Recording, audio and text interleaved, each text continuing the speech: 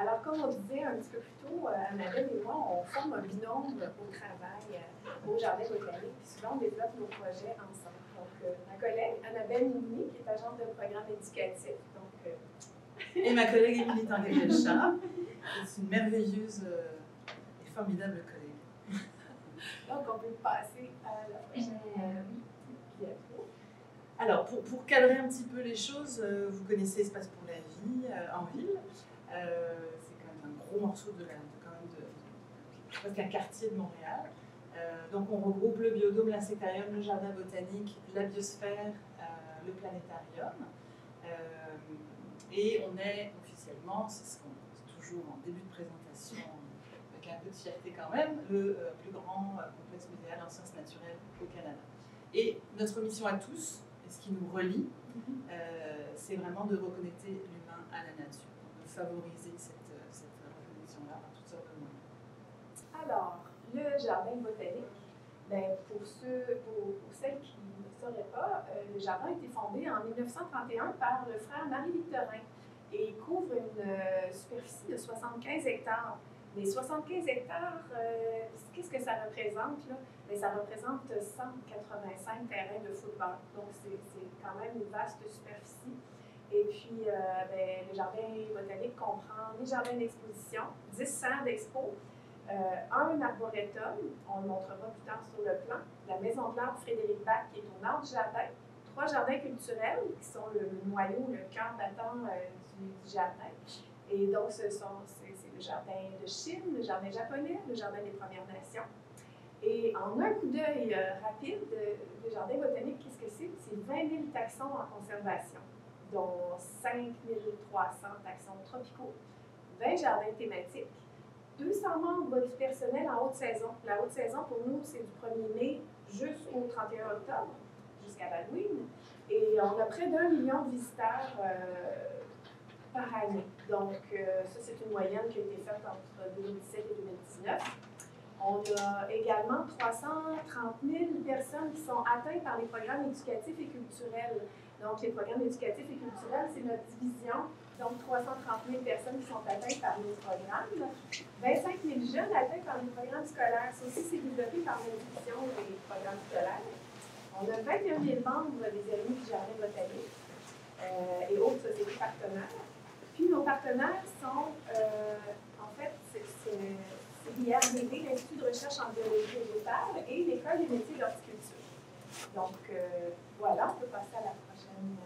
Taxon, ça va, le taxon? Non, ça regroupe à la fois les cultivars, donc les hybridations, et les espèces. Donc, ce qui vient de la nature et ce qui a été travaillé en hybridations. Alors, c'est notre bureau. Bienvenue chez nous. Les jardins d'accueil du Jardin jardin. botanique. Ça, c'est une photo qui a été prise après la restauration des jardins d'accueil. La restauration a eu lieu en 2015-2016. Voilà. Quand on parlait tout à l'heure de la superficie du jardin, là, en deux petites minutes, l'arboretum représente grosso modo presque 50% du jardin.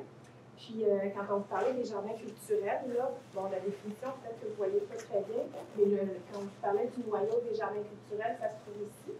Puis la photo que vous avez vue juste précédemment, ça se trouve à l'entrée du jardin, donc le jardin d'accueil. On vous a mis quelques photos pour que vous connaissez le jardin botanique. Hein? Oui, ok. Ça va. Donc c'est familier, jardin des Premières Nations qui vient d'être renommé, jardin japonais, jardin de Chine. Oui. L'arboretum avec ses installations muséales, donc parcours d'interprétation, les jardins d'exposition. Jardin jeune, jardin nourricier, camp de jour, donc on accueille les jeunes en grand nombre.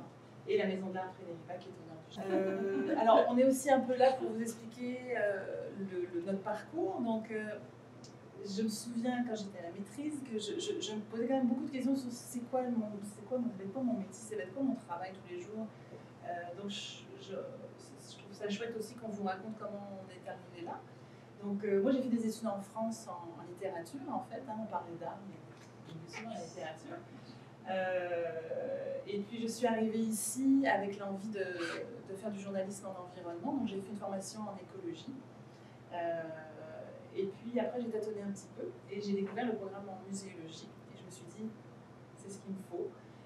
C'est vrai qu'à l'intérieur de la muséologie, il y a tellement de champs d'intérêt que moi qui suis une curieuse de nature, je me disais, je vais pouvoir butiner, je vais pouvoir avoir du plaisir. C'est vrai que j'ai travaillé principalement dans des institutions scientifiques, parce que là encore, à l'intérieur de la muséologie, les sciences apportent énormément de variété de sujets.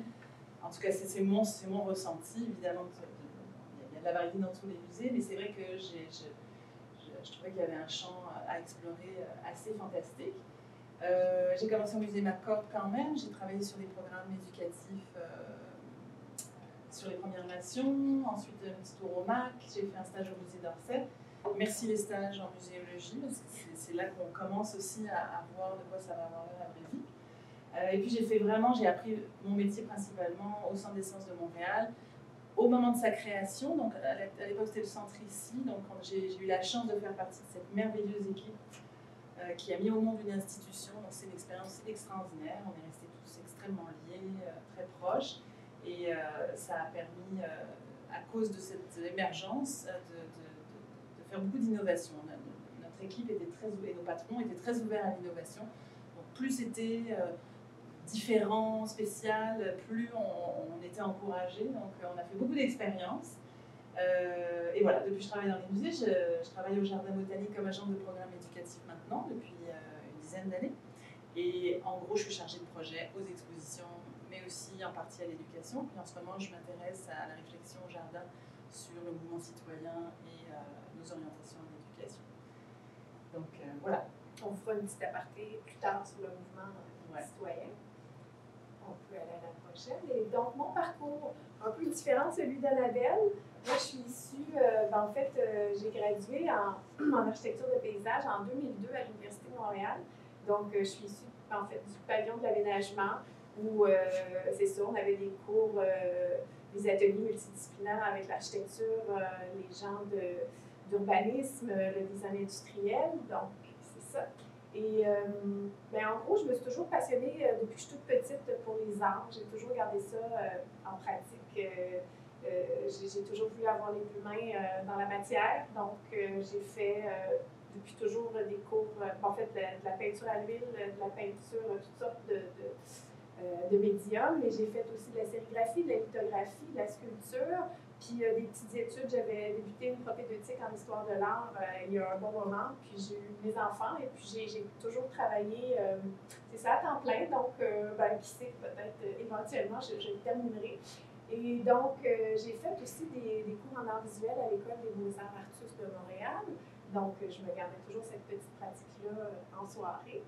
Et au jardin, mais depuis que je suis arrivée en fonction, j'ai travaillé sur toutes sortes de nature de projets, dont des projets d'exposition vraiment à l'intérieur, dans des salles plus standards, mais aussi dans la grande salle du Jardin botanique, on a fait toutes sortes de choses. Donc, c'est ça, depuis 2010, je travaille sur les gros événements dans la grande salle du Jardin. Mais on a fait aussi avec Annabelle, on vous montrera plus tard, beaucoup de parcours extérieurs. Et j'ai travaillé avec des artistes aussi pour faire des installations éphémères in situ. Donc, c'est assez varié. Même, on a développé du mobilier urbain pour certains jardins, pour certaines... Bonjour! Bonjour! Et voilà, donc mon souhait, c'est qu'à travers les visites, le visiteur puisse, au sortir de sa visite, puisse avoir une intention nouvelle sur son état d'esprit, sur son état général, puis que son regard puisse changer un petit peu à chaque visite sur la nature qui l'entoure. Donc voilà, on peut passer à la prochaine. Alors, en ce moment, Jardin, c'est une institution ancienne, 1931, c'est quand même, elles ne sont pas si nombreuses les anciennes institutions à Montréal. Dès le début, Marie-Victorin était très attachée à l'idée de la démocratisation du savoir. Il y a très vite eu les jardins d'écoliers, c'est vraiment inscrit dans, et Teucher aussi, qui était conservateur à l'époque.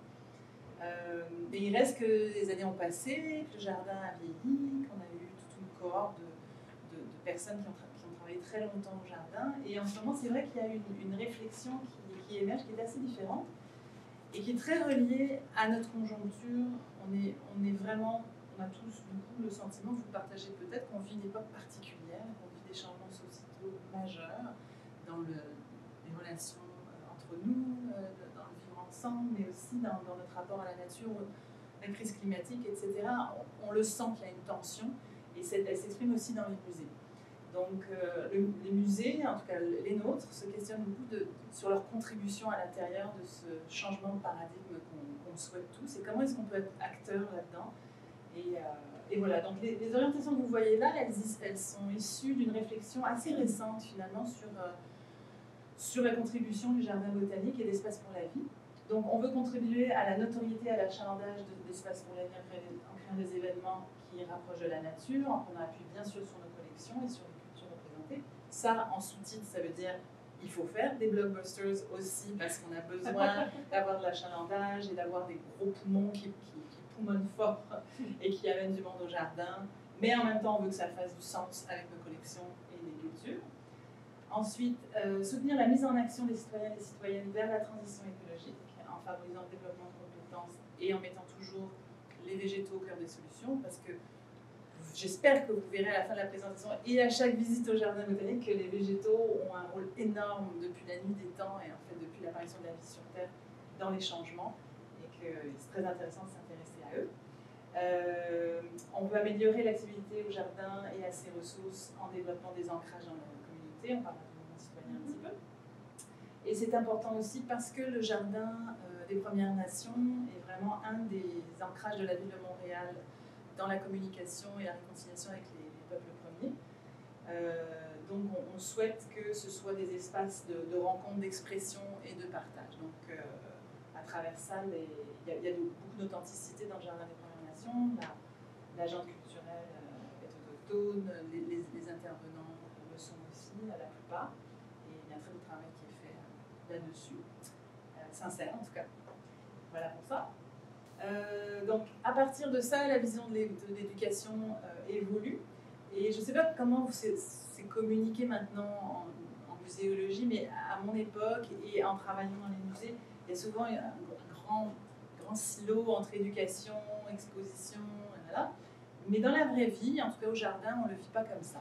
On le vit vraiment d'une façon transversale en ayant tous le sentiment qu'on fait de l'éducation. On est en relation éducative avec nos visiteurs et vice-versa d'ailleurs. Donc, et notre point d'ancrage pour toutes les institutions d'Espace pour la vie, c'est vraiment de renouveler une relation émotive, intelligente et sensible avec la nature. Et au jardin botanique, là aussi, c'est des réflexions assez récentes, au point qu'elles sont en train d'être en lecture dans nos équipes en ce moment même, pour le 23 février. Donc on a travaillé là-dessus très récemment. Puis on s'est dit, on va formuler ça comme ça. On va dire, nous, on veut changer le monde, en quelque sorte, à notre manière, modestement, évidemment. Mais on aimerait que notre visiteur, avant sa visite et après sa visite, il y ait quelque chose qui se soit passé. Modestement, c'est-à-dire que ça peut être un déclencheur, une étincelle, mais il y a quelque chose qui s'est passé. On se base beaucoup sur le rapport sensible, émotif. Donc on veut, par exemple, c'est vrai aussi pour nos collègues de l'insectarium qui veulent changer la relation qu'on a avec les insectes, mais on veut déclencher, faire en sorte que les sens, mais pas juste les sens, le corps soit engagé dans la compréhension de la nature, par exemple des phénomènes d'interdépendance. Comment est-ce que, dans un jeu collectif, on peut faire comprendre et vivre et incarner la notion d'interdépendance dans la nature. On sait que c'est une notion qui est très à l'origine de réflexions qui dépassent d'ailleurs la biologie, qui sont liées aux phénomènes économiques, aux phénomènes sociaux. Donc c'est vraiment très intéressant de réfléchir à comment, au-delà de comprendre, comment le ressentir et comment ça peut devenir le socle pour un changement authentique. Apprendre en engageant des conversations sur l'expérience vécue, développer la réflexion. Donc on n'est plus, on va le dire un petit peu après, on est beaucoup moins dans le déversement de contenu. Le visiteur n'est pas un entonnoir dans lequel on remplit. On se questionne sur ce qu'il sait quand il arrive, on engage une conversation, il y a un rapport qui est moins dominant entre l'animateur et le visiteur, et entre les visiteurs entre eux. Donc la conversation, comment est-ce qu'elle peut s'établir dans diverses directions. Et ultimement, on souhaite que notre visiteur soit actif, à la fois comme citoyen, on va parler un peu du mouvement citoyen, mais aussi que ce soit en étant actif, en étant impliqué, en faisant. C'est toute la grande philosophie des tinkering et des ateliers de fabrication. Comment est-ce qu'on peut comprendre, apprendre, se développer, s'épanouir, se rapprocher de la nature en agissant, jusqu'à l'action citoyenne. Voilà pour ça. Donc, vision transversale, on en a parlé. Donc, on essaye. Moi, par exemple, j'ai un profil d'action culturelle. J'ai fait de l'action culturelle pendant 12 ans. Donc, je faisais beaucoup d'événements, d'ateliers, de conférences, de forums, des choses comme ça. En arrivant au jardin, j'ai fait des expositions. Donc, j'ai appris à faire des expositions. Je me débrouille à peu près bien maintenant. Et puis, mais en travaillant sur les expositions, on se questionne beaucoup sur l'éducation. Donc, moi, ma façon de travailler les expositions, c'est très relié à l'éducation. Donc, je ne lâche pas mes collègues de l'éducation dès le début de la conception. On travaille beaucoup en co-création et on fait les concepts ensemble, on développe vraiment le type de relation, pas juste le type d'expérience, mais le type de relation qu'on veut établir avec le visiteur. Est-ce qu'on veut un visiteur qui va coopérer? Est-ce qu'on veut un visiteur qui va explorer beaucoup? Donc, ça les concerne autant que nous, et nous, on est au service aussi de leurs approches. Bon, les valeurs, je ne m'attarderai pas trop là-dessus, mais ça va être long, et on peut en parler. On utilise des portes d'entrée variées, les arts, la botanique, les cultures, la philosophie dans les camps de jour. On a introduit ça, les ateliers de philo. Les moyens, c'est bien sûr les ateliers, la co-création avec les adolescents récemment, les conférences, les animations, tout ça en univers, comme dans tous les musées. Et les savoirs scientifiques, effectivement, ne sont plus, et ça, c'est quand même quelque chose qui est ébranlé dans l'identité du jardin, parce qu'au troisième étage, on a les chercheurs, on a Marie-Victorin qui est pas loin, on est comme très installé dans les noms latins des plantes, etc., l'identification, mais ça n'est plus une fin en soi pour nous. On souhaite plus jouer sur cette reconnexion émotive avec la nature et sur l'action citoyenne. Au niveau des approches conceptuelles qui sous-tendent nos programmes, finalement, éducation relative à l'environnement, les pédagogies actives, pédagogie d'espoir, pédagogie de l'erreur, on peut en reparler après si vous avez des questions. Je ne vais pas trop m'attarder parce que ça peut être touffu. Donc voilà, pour ça. Oui. J'avais une question par rapport justement à cette vision transversale de l'éducation avec la conception des expositions. Est-ce que vous avez, par rapport à vos expériences dans d'autres musées, est-ce que vous avez ressenti justement cette approche plus, c'était peut-être plus, pas simple, pas facile, mais plus normal de faire ça, en fait, de faire coopérer les deux dès le début, considérant que c'est un musée de sciences versus un musée peut-être de société ou peut-être c'est même un musée d'art, mais c'est un musée de société ou un autre type de musée par rapport à la racine même qui est le jardin. Donc la science, je trouve qu'un musée de sciences est peut-être plus proche de l'éducation que d'autres musées. C'est possible.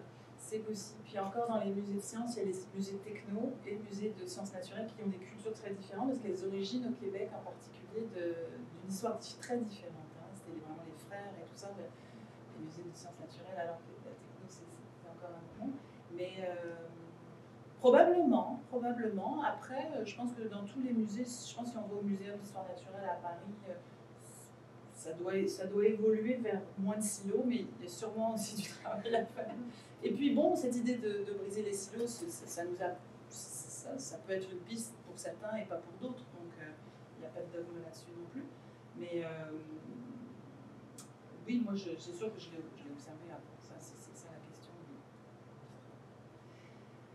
Ça répond? Oui, très bien. Alors le mouvement citoyen, c'est une démarche qui nous habite, mais qui je pense qui habite aussi notre société en ce moment. C'est pas Espace pour la vie ni Jardin botanique qui a inventé le mouvement citoyen, c'est quelque chose qui est en marche, je pense. On est tous en réflexion, on est tous inquiets, d'une inquiétude, j'espère, constructive, mais on souhaite voir advenir des changements dans notre façon de consommer, dans notre façon d'être en relation avec la nature et avec les autres. Donc ça nous amène, nous, à réfléchir comment on fait et c'est quoi la pertinence du jardin là-dedans, parce qu'il y a beaucoup de gens qui travaillent sur ce sujet-là ou cette posture-là, mais où est-ce qu'on est vraiment pertinent? Est-ce qu'on ne veut pas réinventer la roue, on ne veut pas faire ce que fait X, Y, donc on veut se loger à notre juste place, Et ce qui nous semble être important, c'est de faire profiter les gens de notre site, c'est vraiment notre force, et de notre force de médiation scientifique. Parce que ce sont vraiment les deux aspects les plus caractéristiques du jardin. Le fondement de ce mouvement citoyen qui se dessine à Espace pour la vie, c'est la transition écologique, donc socio-écologique. Donc on cherche à voir comment est-ce qu'on peut soutenir les projets citoyens dans la transition socio-écologique. On a une posture qui est beaucoup plus à l'écoute. Nous, on est souvent avec mon collègue Olivier d'éducation, on est un peu des machines à programmer. Hein. On nous dit, ok, tu vas faire ça, un expo, là, ok, go, on y va, machin, échéancier. Là, on est vraiment des locomotives qui sont programmées là-dessus. Mais là, on essaie de se dire, et si on leur demandait leur avis? Et si on leur demandait de quoi ils ont vraiment besoin? Et si on regardait s'il y a des projets dans la communauté qui ont plus besoin de soutien, de facilitation, que de venir se faire prescrire ou administrer des programmations? Donc c'est très différent, c'est une réflexion vraiment sur le partage d'autorité aussi dans les musées, on entend beaucoup ça, où on lâche un peu le guidon et on regarde qu'est-ce qui nous arrive de la communauté. Donc une conversation plus qu'une position dominante. Public ciblé, on les a vus. Bon, mouvement citoyen, c'est un peu long. Donc la proposition en gros du mouvement citoyen se décline comme ça. Le jardin utilise ses ressources pour mettre des projets transformateurs, permettre à des projets transformateurs de voir le jour. On a des lieux, on a une maison de l'art, on a des espaces d'exposition et des opportunités de célébration. Et ce qu'on souhaite, c'est que les citoyens puissent poser des gestes à leur mesure selon leur profil. Donc il y a beaucoup d'inclusion aussi là-dedans. L'idée, c'est pas de faire des leaders de l'environnement, de tout le monde, pas du tout. Pour certaines personnes, ça va être passer un bon moment dans l'arboretum, ça peut être déclencheur de changements profonds. Puis pour d'autres, ça va être écrire.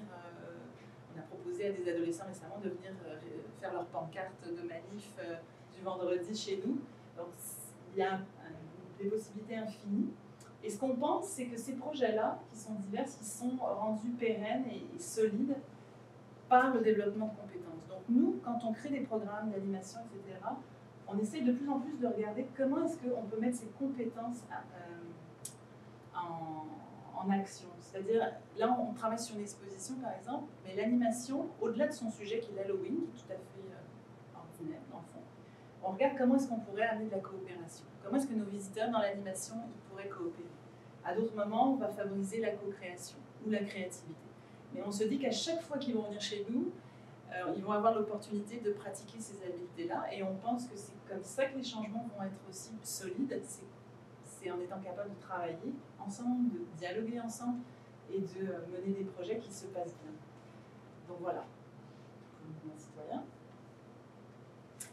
Les processus simplifiés dans la réalisation, on a dit simplifié parce qu'on pourrait avoir 3 pages, mais grosso modo, on voulait vous faire part de comment se déroulent les projets au jardin. En binôme, en équipe plus vaste. Donc, grosso modo, quand on démarre un projet, il y a une idée de projet qui arrive, souvent de la direction, de nos patrons.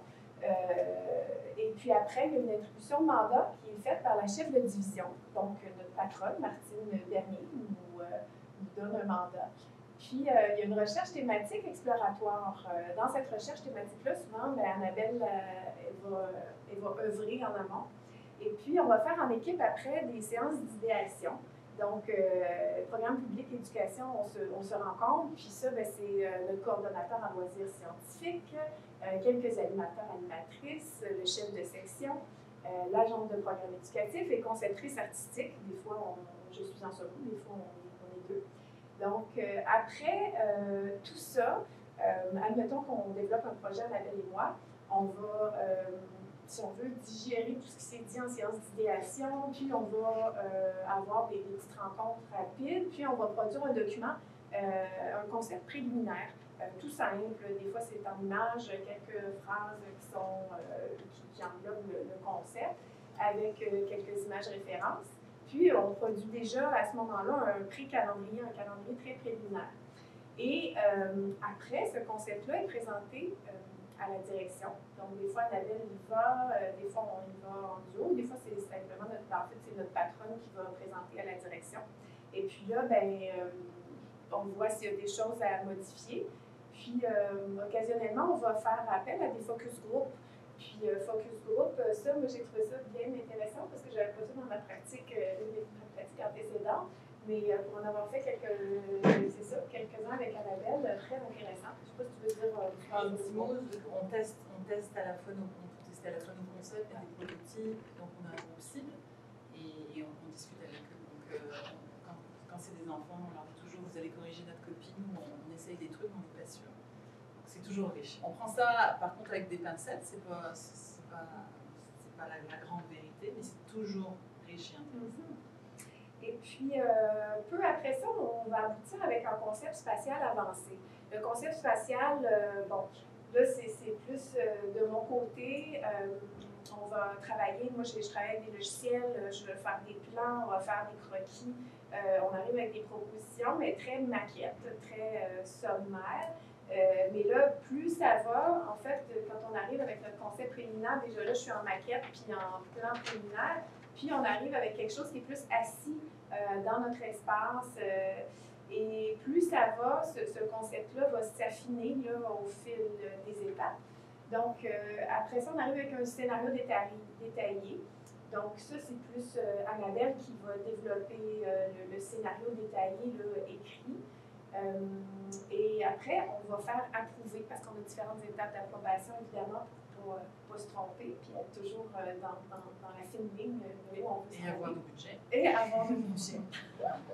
Et donc là, un projet, quand on parle d'un grand projet, exemple, on va vous dire les projets frissons d'Halloween, pour avoir une idée claire de ce que c'est, nos projets d'Halloween.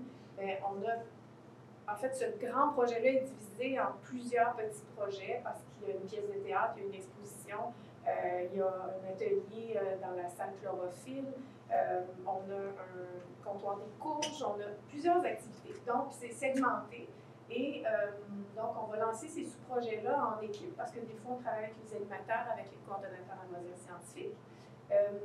Et là, ma collègue va tomber dans la recherche avancée de contenu.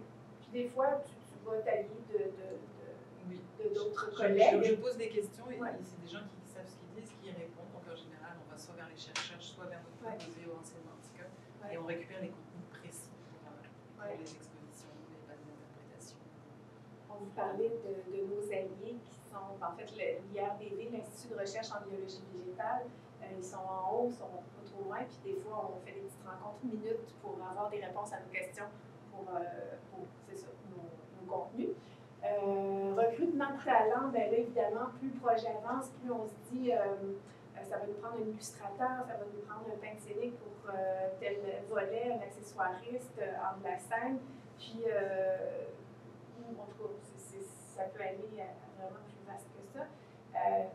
Ensuite de ça, on a l'arrimage avec différents services. Donc, nous, le jardin ou Espace pour la vie, on a une multitude de services comme l'approche client, communication marketing, services techniques, la régie. Donc, chaque événement doit être finement ficelé avec toutes ces équipes-là.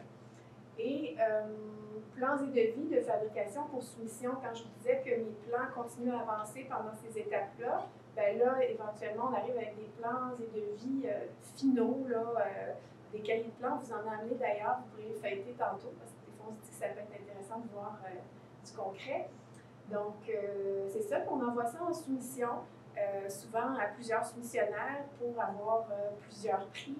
Et après ça, on va étudier les propositions, puis on va finalement octroyer un contrat.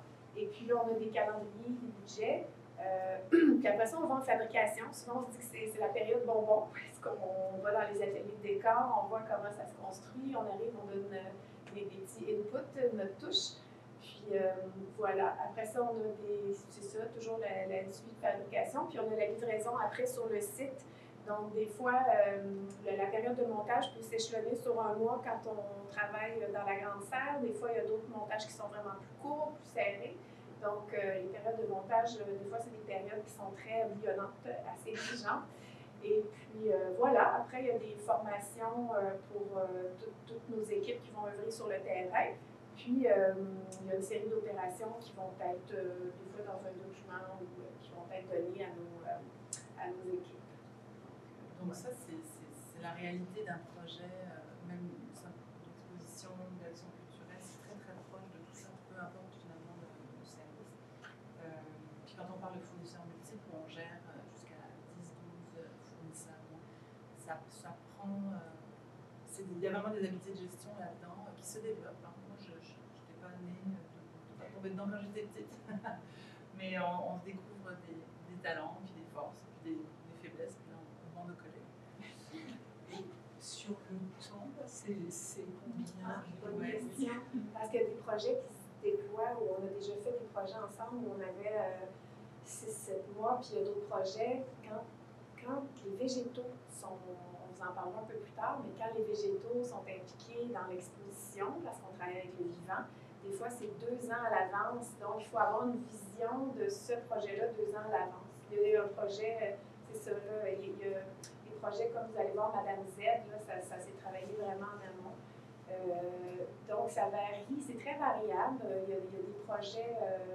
Ça peut être très court, on n'aime pas ça quand c'est trop court, et quand on a le temps, on est content. Puis la moyenne d'un projet dans un musée, ça peut aller une exposition jusqu'à 3-4 ans, là, quand il faut aller chercher les objets à droite à gauche. Ça peut être très long. Nous, on ne travaille pas dans des gros délais quand même. Voilà pour ça. Les défis du métier. On s'est dit qu'on allait vous parler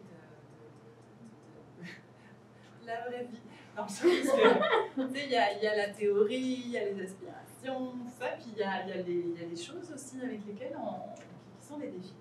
Le premier défi au jardin botanique, c'est que si je vous demande entre un petit koala qui grimpe sur son arbre et une pousse de fougère, on va dire de géranium, qu'est-ce qui vous émeut le plus?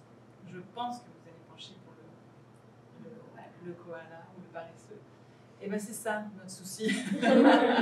C'est que nous, on travaille avec de l'immobile, avec du silencieux. Enfin, de l'immobile, c'est relatif, c'est juste que c'est pas notre échelle de temps. Le silencieux aussi, c'est relatif. Donc on travaille avec des êtres vivants qu'il faut mettre en valeur, dont il faut découvrir l'incroyable richesse, mais qui sont souvent pris pour des décors, pour des poteaux pour accrocher son vélo, et qui sont très silencieux. De la même manière, si je vous donne une photo d'une forêt avec un ours brun dessus, je vous dis qu'est-ce que c'est? Vous allez me dire c'est un ours. Bon, on ne voit pas la forêt derrière l'ours. Et il y a des botanistes qui ont mis un nom là-dessus dans les années 90, qui ont appelé ça le plant blindness. Et en fait, c'est relié à un biais vraiment de nature biologique qui fait qu'on est ataviquement beaucoup plus sensible à ce qui bouge et qui représente une menace. Donc on a évolué comme ça. Et beaucoup moins sensible donc à un animal, à quelqu'un qui bouge, beaucoup moins sensible à tout ce qui ne bouge pas. Et notre travail, c'est d'émouvoir, de connecter le visiteur avec cette chose-là. Donc c'est passionnant, mais c'était un vrai gros défi. Parce qu'au fond du fond, s'il y a de la vie sur Terre, c'est vraiment parce qu'il y a eu des végétaux à un moment donné. Les végétaux ont oxygéné notre planète, en particulier dans les océans. Donc on a une immense dette envers les végétaux. Il y a vraiment une révérence pour nous, en tout cas totale vis-à-vis d'eux, mais il faut les faire vivre, il faut amener le visiteur à porter le regard, renouveler, rafraîchir ce regard-là en permanence. Premier défi. Deuxième défi, travailler dans un jardin. En fait, notre plateforme de travail, ça se trouve à l'extérieur, c'est vaste, on a des collections. On a des zones sensibles, d'autres moins sensibles, mais quand on s'inscrit, comme vous allez voir dans les autres projets, il y a vraiment des secteurs où on travaille avec des collections. Donc, dans l'arboretum, il faut toujours être méticuleux quand on s'insère dans ces lieux-là. Le territoire, vous l'avez vu tantôt sur le plan, hein, c'est 1,6 km, j'ai calculé sur AutoCAD tout à l'heure, juste pour vous faire, donc du sud jusqu'au nord, là, si on se déplace, c'est 1,6 km, juste, donc c'est un aller. Ensuite de ça, il faut être outillé, il faut avoir des bottes de pluie, un imperméable, il faut être prêt à marcher, on se déplace avec des fois des véhicules du jardin. Et il faut pouvoir s'orienter. Fait que si j'ai un rendez-vous au jardin ombragé, il faut que je sache par où m'en aller. Si on me dit à la cabane en arrière, dans le fond de la cabane de jardinier. Et donc voilà, l'arrimage interservice, peut-être toi Ouais. tu vas en dire un mot. Peut-être un petit mot sur les collections. On travaille avec des collections, mais on ne travaille pas avec des pointes de flèche ni des, je sais pas, des chapeaux ou des meubles. Donc nous, dans nos collections, des fois les spécimens disparaissent, meurent. Ils sont renouvelés, ils sont étudiés, ils sont documentés. On travaille aussi avec des collections qui ne sont pas chez nous. On va chercher des spécimens ailleurs. Donc il y a cette même transaction parfois. Mais disons que dans le vivant, il y a aussi la mort. Donc il y a une espèce d'instabilité qui est beaucoup plus grande qu'avec des objets de collection muséale non vivante. L'arrimage interservice, c'est un défi, je pense, dans toutes les institutions. Dans le fond, l'idée c'est qu'on a tout intérêt à comprendre le travail et le métier des autres. Et des fois c'est un défi. Les horticulteurs veulent toujours beaucoup les informations à l'avance parce qu'il faut qu'ils produisent à partir des semences. Nous, on veut du temps pour concevoir. Les comme marketing veulent du juicy, sexy au bon moment. Nous, on fait toujours attention au contenu, donc on double vérifie, on fait attention aux photos, est-ce que c'est vraiment ça, etc. Donc on vient pinailler un peu dans leur plate-bande. On a de la chance, on s'entend très très bien. C'est pas dans tous les musées que le service des coms et le service des expos s'entend bien, mais nous, c'est super. Service et la clientèle, pareil. Nous, on a des aspirations des fois un peu conceptuelles, où on pense que ça va très bien marcher, et sur le terrain, non, ça marche pas, là, quand tu mets ton truc là, et là, les gens y passent pas, ça fait un goulet d'étranglement, et puis là, on n'a pas bien signalisé, ça pose problème, donc il faut réagir en opération. Il faut avoir cette souplesse de dialoguer avec les collègues beaucoup, et de nous expliquer mutuellement notre travail, parce que il y a des mythes comme ça qui circulent, les gens des services techniques pensent qu'on est des pousseux de crayon, ce qui n'est pas faux, mais pas que. Puis nous, on a tendance à se dire, ils ne s'intéressent pas vraiment au fond des choses. C'est pas vrai, il y en a qui s'intéressent beaucoup. Mais plus on se parle, plus on comprend le travail des autres, et plus la relation est satisfaisante, et plus on se rend des services. Et c'est très important dans des moments délicats de se rendre des services. À la machine ville, c'est une merveilleuse machine, mais qui est grosse, qui fait qu'on a quand même certains moyens, mais on gère des fonds publics, donc on gère votre argent, le nôtre, ce qui nous amène à avoir des processus, parce que par le passé, il y a eu quand même des gros soucis, donc ils sont maintenant très rigoureux, très cadrés, très carrés, très exigeants, qui font que les fournisseurs parfois se découragent des fois à soumissionner chez nous parce qu'on demande beaucoup de justificatifs. Il y a des paliers d'approbation, nous on travaille, mais on a plusieurs étages de patrons au-dessus de nous. On a de la chance, on s'entend bien avec nos patrons. Donc il y a des forces et des limites. En même temps, on bénéficie d'un site extraordinaire, de moyens, d'un réseau intermusée entre 5 musées. Donc c'est extraordinaire, mais il y a des contraintes certaines. Travailler les budgets, ce qu'on veut dire par là, c'est que les budgets sont octroyés assez tardivement. Donc ça nous amène à beaucoup nous adapter. On fait beaucoup de corrections de projets. On va dans un sens, on se prépare la Cadillac de l'expo et puis ensuite on revient en arrière et on coupe. Donc il faut faire la paix avec ça, sinon on est bien maintenant. Comprendre le travail et les priorités des autres, comme par exemple quand on travaille avec nos services techniques, parce qu'on a une équipe de services techniques, puis par là on parle de soudeurs, de menuisiers, d'électriciens, de peintres, donc on a tout ça à même le jardin, puis ces gens-là, ce sont des gens avec qui on collabore pour les expositions, mais ils ont tout aussi à leur charge l'entretien, le maintien des bâtiments. Donc, il faut qu'on comprenne que des fois, ils n'ont pas juste nous, puis qu'ils ont d'autres priorités. Donc, voilà. On va enchaîner peut-être rapidement parce qu'il reste quand même quelques projets à vous présenter, puis on voulait tomber dans le concret. Donc, 4 projets qui nous tiennent à cœur. Annabelle, toi, elle va faire les petits préambules de projet, puis après ça, je vais vous présenter plus, la technique terrain. Ouais. Alors, on avait envie de vous parler des héros de la forêt. Et les héros de la forêt, c'est à la fois une exposition et des installations dans l'arboretum. C'est un projet qu'on a fait extrêmement rapidement, en 4-5 mois, mais on a eu beaucoup de plaisir à ça. Et tu peux aller à la fenêtre. Ce qu'on voulait à travers ça, c'est faire aimer les arbres, connaître leur qualité et vivre une relation très incarnée de corps à corps et émotive avec les arbres. A priori, pas forcément une évidence. Donc on s'est dit comment on va faire pour se rapprocher des arbres. Donc, ce qu'on s'est dit, on courtisait les familles à ce moment-là. Le jardin avait peu d'offres familiales, donc on allait chercher vraiment les familles et les enfants.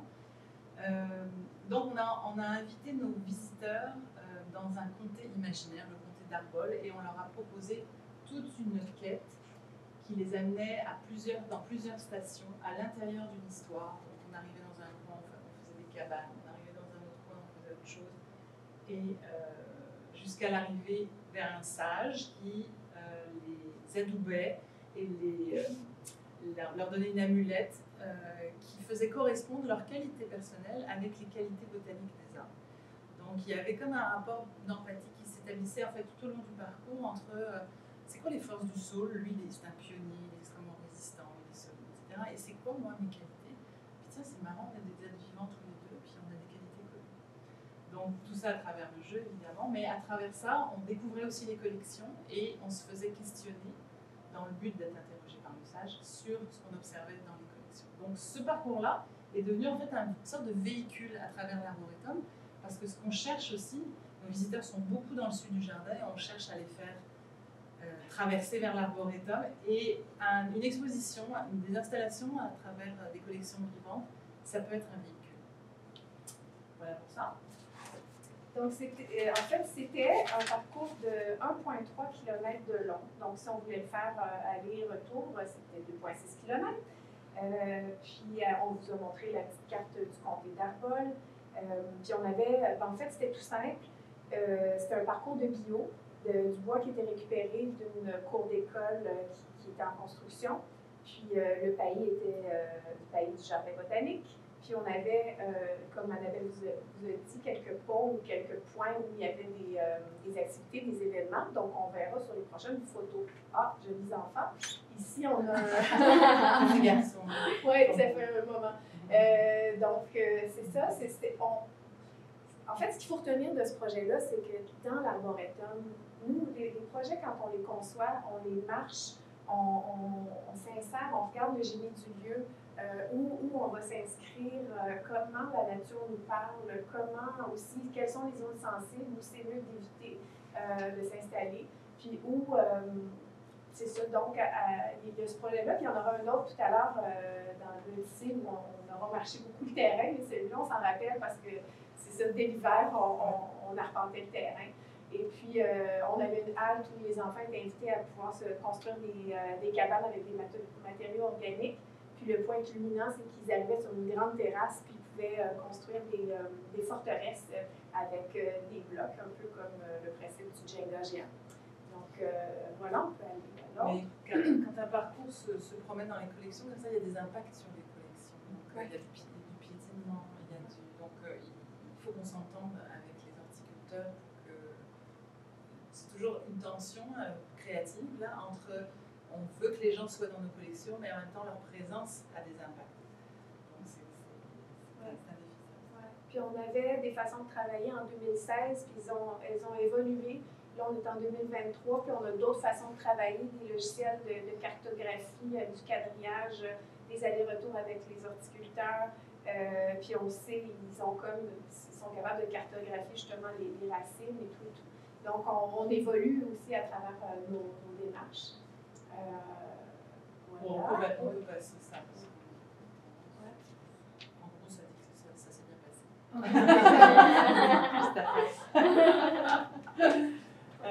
L'Odyssée des plantes. Alors, ce projet-là est intéressant peut-être pour vous parce que c'est un projet à gros contenu, à lourd contenu. Donc, on a choisi de parler de l'évolution des plantes. Alors, c'est costaud, complexe, c'est pas des koalas.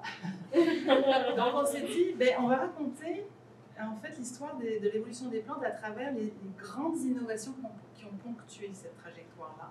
Donc comment elles sont sorties du milieu marin pour être en milieu terrestre, comment est-ce que les graines sont advenues, la reproduction sexuée, comment est-ce que les fleurs sont arrivées. Ça a été une colossale révolution sur la planète Terre, l'arrivée des fleurs, parce que ça a impacté beaucoup les insectes, donc il y a un boom évolutif énorme à ce moment-là. Donc à travers cette évolution, cette étape, on a raconté cette histoire-là, et entre chaque étape, on voulait faire ressentir aux visiteurs le temps. Alors, méchant casse-tête. Ce qu'on a décidé de faire, c'est d'avoir des dalles, et sur chaque dalle, on peut avancer, si tu veux, on va en voir. À travers chaque dalle, on avait une consigne. Donc, on invitait les gens à marcher très lentement comme des escargots, parce qu'il y avait 15 millions d'années quand même qui se déroulaient. On leur disait de piquer un sprint parce que ça allait plus vite. Donc, on essayait de faire ressentir cette pulsation temporelle à travers les innovations. Puis, il a fallu justement trouver on y en parlera, des bons lieux au jardin. Et ultimement, ça culminait dans une installation. Il y a eu différentes installations, mais la dernière était une balançoire parce qu'on voulait parler d'équilibre, on parlait de notre époque. Comment est-ce qu'on est en recherche d'équilibre? Donc, on voulait vivre aussi cette recherche d'équilibre. On avait 2 balançoires où on invitait les gens finalement à trouver, avec des mots-clés, un équilibre. Et on a ceinturé cette installation de projets novateurs, positifs, parce qu'on avait le sentiment on a le sentiment souvent qu'on a besoin d'être abreuvé de choses qui vont bien. Et de voir aussi concrètement comment il y a des gens qui travaillent à partir des végétaux à nous propulser vers quelque chose de plus soutenable et de plus harmonieux. Donc, c'était la fin de ce parcours-là. Voilà. Ben, les prochaines diapos, en fait, on vous a montré que ce projet-là, on a eu un peu plus de temps de création. On a eu plus de temps pour développer nos concepts, nos idées.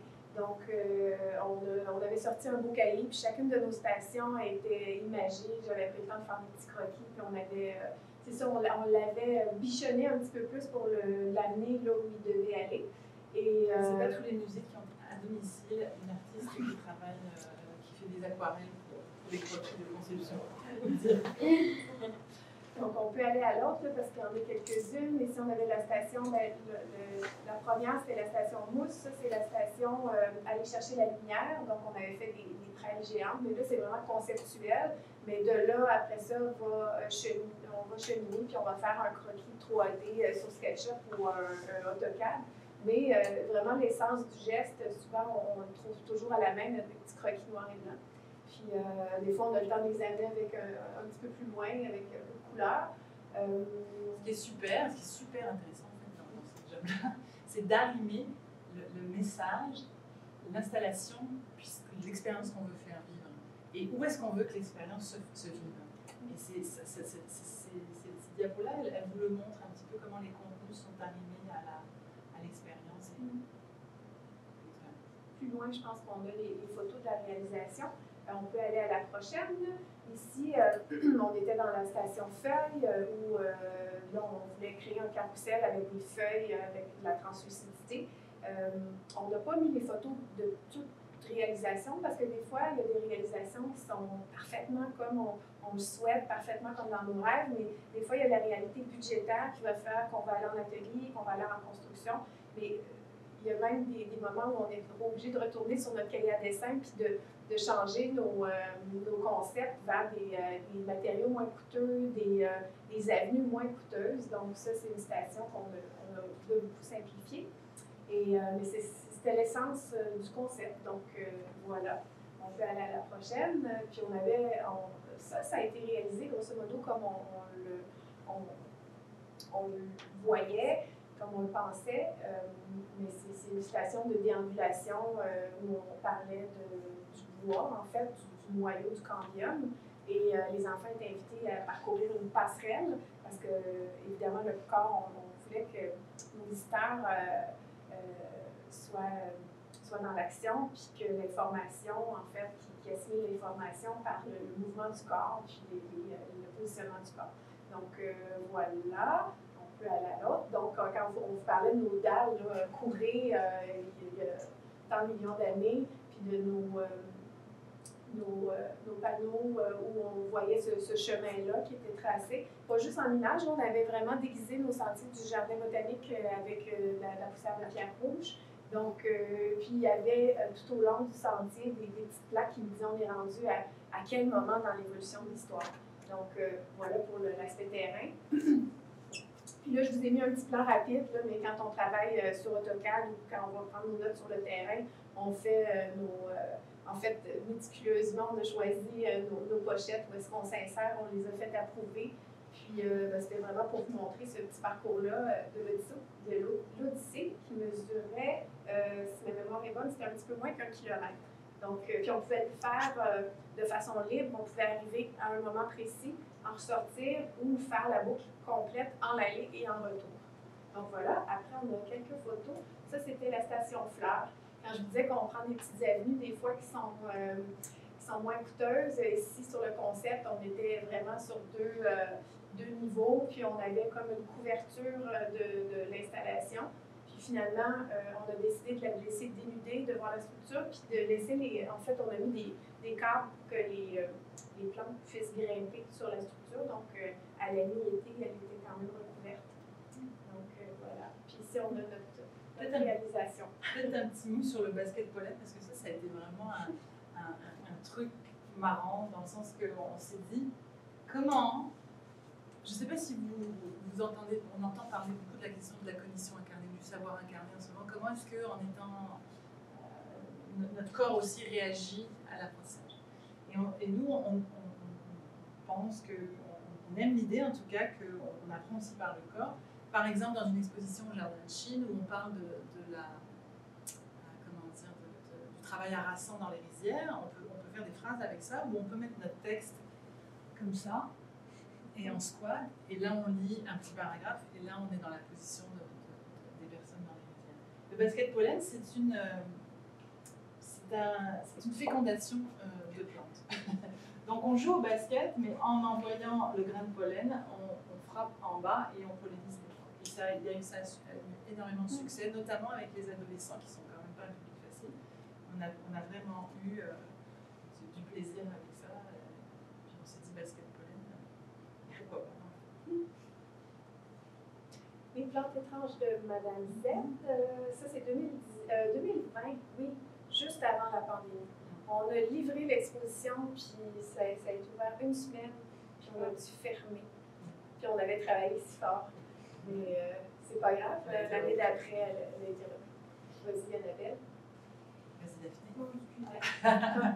Donc on voulait créer un espace ludique, familial, on voulait accroître la curiosité des visiteurs pour l'oreille végétale, et on s'est dit que l'étrangeté, le bizarre, le pas banal, le méconnu, c'était une bonne piste. Et à travers ça, connaître certaines adaptations, parce que les formes sont beaucoup dues aux adaptations des végétaux. Donc voilà nos spécimens. Quelques-uns de nos spécimens qu'on voulait mettre en valeur, donc c'est assez flamboyant. L'expérience de visite, c'était une exposition qui venait après Papillon en liberté.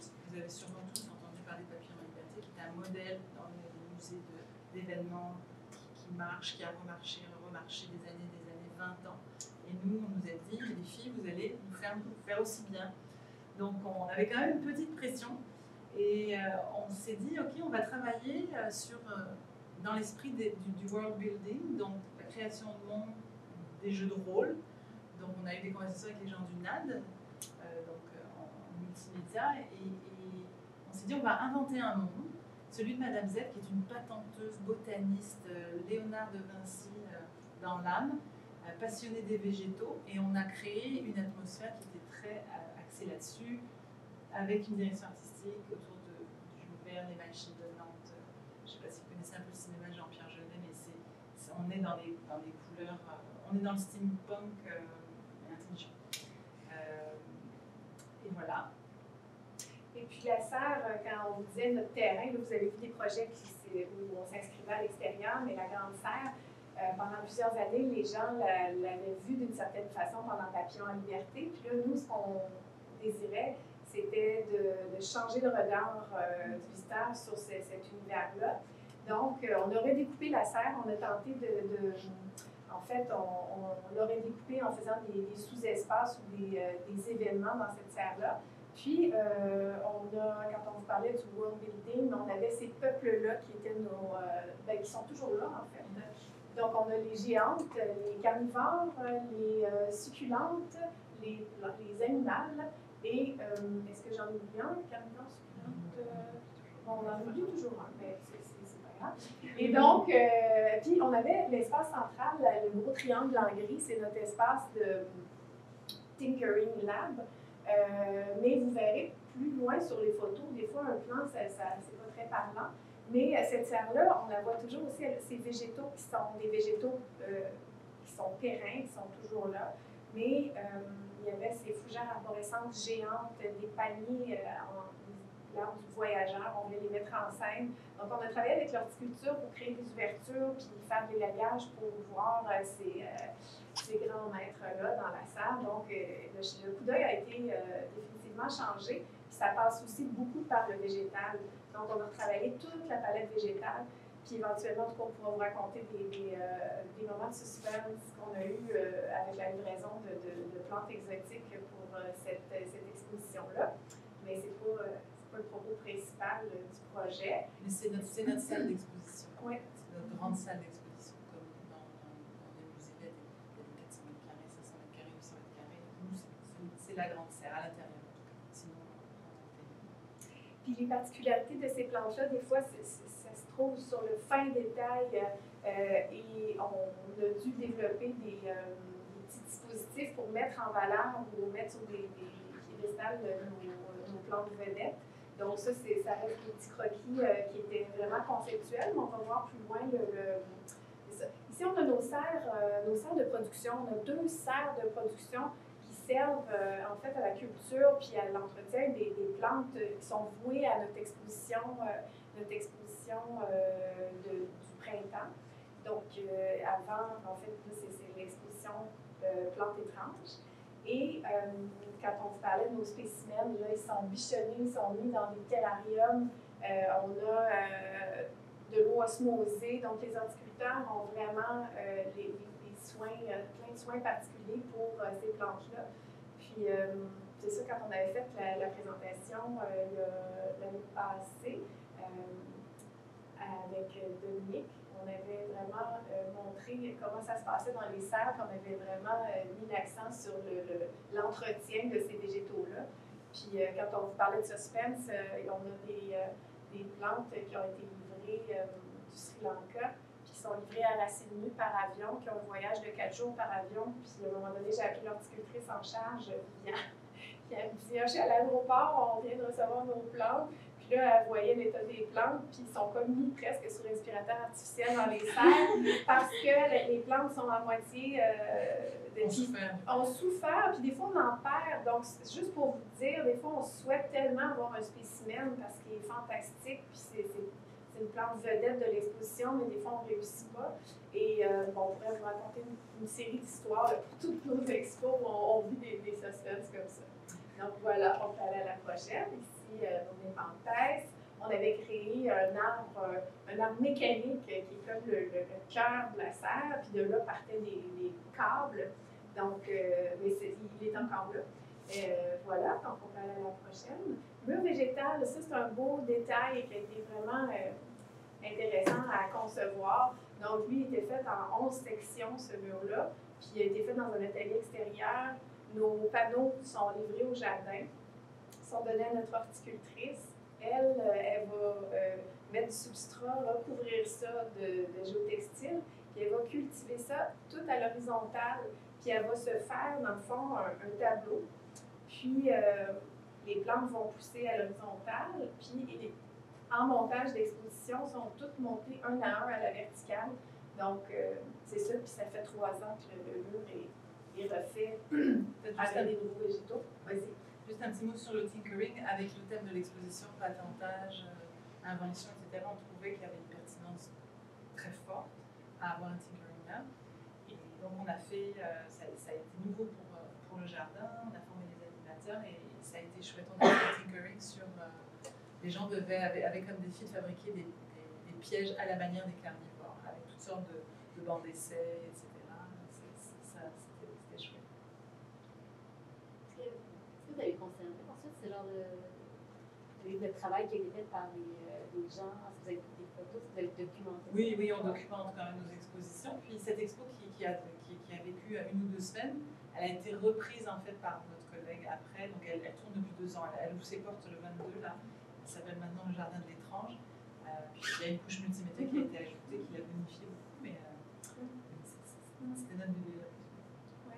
Donc là, c'est l'espace tinkering, l'espace central, puis ça, c'est notre arbre. Puis je voulais apporter votre attention sur cette structure-là, parce qu'on a eu un défi pour la prochaine exposition pour Frisson d'Halloween. Il a fallu déguiser cette structure-là pour que les gens oublient l'autre exposition d'avant. Donc ça, c'est le genre de petits défis qu'on a des fois qui font... des fois, les contraintes amènent quand même un peu de créativité et qu'on a déguisé. Donc, peut-être la conclusion quand tu dis « je sors... avec un regard différent. Ouais, c'est un peu ça qu'on dit au début. Voilà. Ouais. Frisson d'Halloween, c'est le dernier projet dont on va vous parler. Là aussi, 20 ans de... Là, on est dans un événement pur. 20 ans de Grand Bal des Citrouilles d'Esmeralda. Je ne sais pas si ça vous dit quelque chose, mais pour beaucoup de Montréalais, c'était le rendez-vous annuel. Et là, pareil, on nous a dit, bon, bah, on change. Mais il faut qu'on ait autant de monde et tout ça. On travaille avec des objectifs d'achalandage aussi. Donc, Frisson d'Halloween, tu peux y aller. En gros, on est revenu à la base de l'Halloween qui est, à l'Halloween, il y a une porte entre deux mondes, le monde des esprits puis notre monde qui s'effondre, c'est dans notre vieille l'élan de Celtes, en tout cas autour de la culture etc. Et on a travaillé avec l'arrivée d'un ensorceleur, Calvacius, qui générait dans le jardin toutes sortes d'extravagances et d'ensorcellement. C'était important que les visiteurs rencontrent quelqu'un, parce qu'ils avaient rencontré quelqu'un pendant 20 ans. Il ne fallait pas qu'on se trompe là-dessus. Mais ce n'était pas la même histoire. Donc on peut passer. Pour vous montrer juste le déploiement d'un événement, jusqu'où ça peut aller au jardin. Donc on a des éléments de décor dans les jardins d'accueil, dans les bacs Marie-Victorin à l'entrée. Dans la Cerdis, on avait le refuge de l'ensorceleur, une quête. On avait un atelier de potions, donc de l'animation dans une salle. On a un nouveau spectacle, on travaille de A à Z là aussi. C'est des habiletés de borderline de la muséologie quand même, de travailler des spectacles pour enfants, mais c'est tout à fait passionnant. On a une cour d'hébertisme thématique qui s'appelle la cour des feuilles sorciers. On a le comptoir des courges qui parle du cycle biologique de la vie et de la mort des courges. On a une chasse aux ensorcelés, un concours virtuel de citrouilles décorées et du théâtre de papier au pavillon Jacques. Donc tout ça, c'est un chargé de projet qui s'en occupe avec une conceptrice artistique et les équipes d'animation. Mais ça fait partie des gros événements du jardin quand même à gérer. Voilà. C'est beaucoup de temps sur notre année aussi. Ouais. Donc là, on vous a mis quelques photos de la Grande Serre. On avait, c'est ça, on se retrouve dans ce monde. Et en fait, c'est ça, on parlait des sorts. Donc, il y a un monde à travers les cucurbitacées, puis on en a, je ne sais pas si tu as le nombre exact de cucurbitacées qu'on avait. Oui, dans la serre. Mais grosso modo, ce qu'on voulait, c'était mettre l'accent sur l'étrangeté et la diversité de nos courges, puis que le regard du visiteur se demande, est-ce que c'est-tu vrai ça? C'est-tu possible ou c'est pas possible? Donc là, on avait il y a une artiste qui avait travaillé avec nous pour faire ces courges qui sont ensorcelées.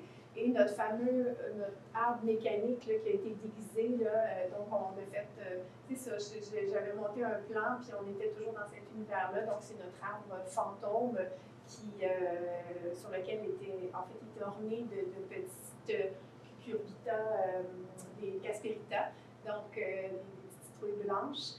Puis on se retrouvait, si on veut, dans un univers druidique, un petit jardin, qui avait un espace de lecture. Donc, puis ici, on a une animation là, qui fonctionnait vraiment beaucoup. Là, si les enfants faisaient un tour de baguette magique, là, la porte pouvait ouvrir, puis ça claquait, puis ça pouvait crier les enfants. Donc, voilà. Donc là, quand on parlait de la diversité des courges, on a la fameuse bibliothèque de l'ensorceleur où on pouvait tout voir le champ des possibles, si on veut, qui sont cultivés à même le jardin. Puis on a notre ami Calvacius ici qui est en train de pointer je ne sais trop quoi. Et puis, voilà. Donc, ça, c'est l'équivalent chez nous d'une vitrine d'exposition.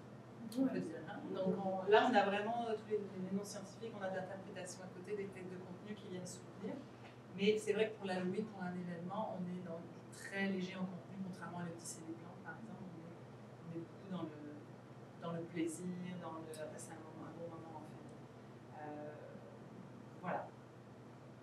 Et notre cour extérieure, la cour des pas sorciers, qui s'appelait anciennement la cour des petits monstres. C'est comme un espace très organique qu'on monte avec des 4x4 en cèdre, puis qu'on agrémente de balles de paille avec en fait, du sorgho qui pousse avec le jardin, puis on fait livrer une série de citrouilles atlantiques giant. Mais les enfants sont très contraints dans leur visite, puis ils doivent se contenir, puis être gentils, puis écouter un spectacle. Mais quand ils arrivent là, on dit bon, ben, c'est les professeurs, les enfants peuvent s'en donner à cœur joie puis courir un peu partout. Donc, pendant la pandémie, on a rescénarisé un peu cet espace-là sous forme de parcours. Puis là, c'est sa 3e année comme ça. Mais donc, très simple. Puis ça fonctionne bien. On a un animateur cette année qui va être ajouté, puis peut-être quelques jeux qui vont être ajoutés. Mais c'est vraiment un principe d'installation un peu comme des micados. On fait des petits prismes en bois, ça crée des portails.